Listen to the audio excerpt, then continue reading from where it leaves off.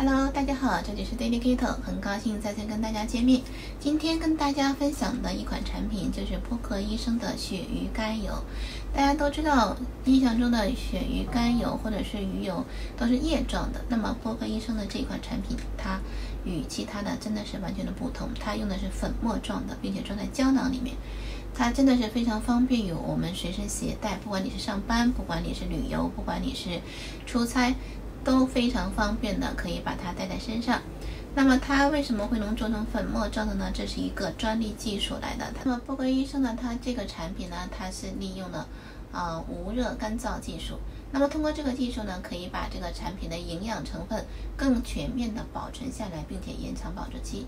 所以你们看到波克医生的这个产品的保质期它可以到这个是2024年的5月，就是现在是5月份，那么它可以保存1年的时间。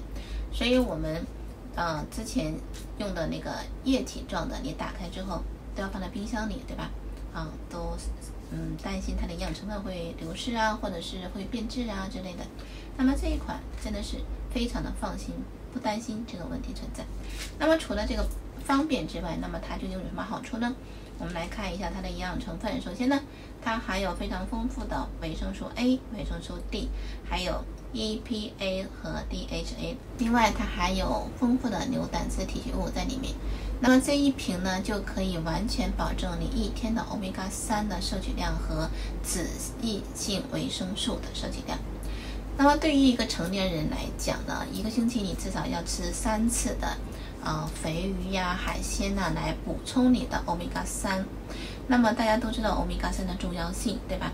我们日常生活当中因为摄入了太多的欧米伽6，那么欧米伽3呢就会把它抵消的越来越少，所以我们的身体很多部位呢会出现一些炎症之类的事情。那么我们要多补充一些欧米伽3，让我们的身体得到一个健康的一个发展。那么大家都知道鳕鱼肝油它对心脏有非常大的一个好处大家都知道治疗心脏的好朋友就是辅酶 Q10， 对吧？好的辅酶 Q10呢，它里面的底油一定是用的鱼肝油来调理的。那么对于有一些辅酶 Q10 它用的是大豆油，那么如果有用辅酶 Q10 的朋友，那么在这里建议一下大家不要去买有大豆油的辅酶 Q10，因为大豆油会引发更多的炎症在里面，所以大家可以去买有鱼油或者是鱼肝油为基油的一个辅酶 Q10，那么会更加的对心脏有更加的一个帮助那么我们来聊一下鱼肝油跟心脏它到底有什么样的帮助，究竟对心脏起到一个什么作用呢？让我们一起来看一下波克医生怎么来介绍关于鱼肝油跟心脏的关系。What is the difference between a heart attack and sudden cardiac death or sudden cardiac arrest? Well, when you have sudden cardiac arrest or sudden cardiac death, you die right away. But when you have a heart attack, you may not die right away. It's usually involving an obstruction in the coronary artery that goes to the heart muscle itself. But with these other conditions, the electrical system of the heart just shuts down. And for the majority of the time, it's called idiopathic, which means they don't know what causes it.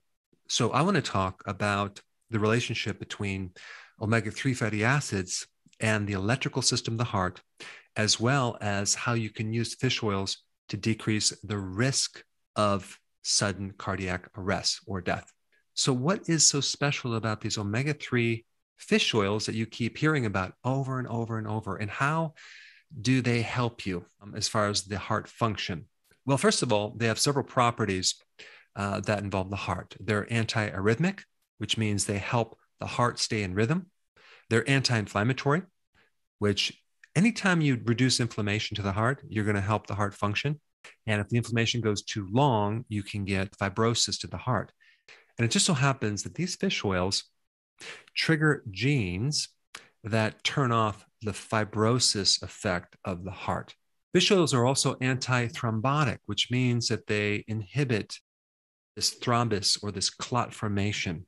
So they help keep the blood on the thinner side so it doesn't clot unnecessarily. Even though if there's a problem in the artery, you want it to clot, but fish oils can help prevent this inappropriate clotting. Fish oils also support this endothelial layer on the inside of your arteries, which is going to help your blood pressure. And it's also going to prevent the formation of calcium and cholesterol from forming on the inside of the arteries. But despite all that, I think the biggest benefit that fish oils can do for your heart is make your cell membranes very fluid and less rigid. If we take a look at the opposite of omega-3, we're dealing with omega-6 fatty acids, okay? And that would be all the seed oils, the vegetable oils, the soy oil, the cottonseed, safflower, sunflower oil, peanut oil. All these oils invade the cell membrane and make them more rigid. It's extremely important that you have the ratios of omega-6 to omega-3 correct. And they really should be like a 1-to-1 ratio. An average person in the US has like a 15-to-1 ratio to omega-3 fatty acids. And so you can imagine the stiff arteries. You can imagine all the other problems that occur with these omega-6, increasing insulin resistance, increasing the risk of obesity, increasing the risk of getting a fatty liver, and the list goes on and on and on.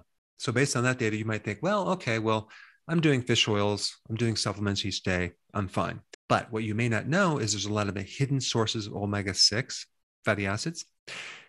And this, omega-6 fatty acids compete with omega-3. So the more that the omega-6 are in the diet, the less you're going to get of the omega-3. So if you're doing both of these at the same time, you're really nullifying the effects of omega-3. And this is very important to know. So let's go through some of the foods or the hidden foods that are high in omega-6. Well, you have all the animals that are fed grains, okay, like the commercial chicken eggs, grain-fed beef versus the grass-fed beef. All of these are very high in omega-6. All the grains, the bread, the pasta, the cereal, the crackers, very high in omega-6.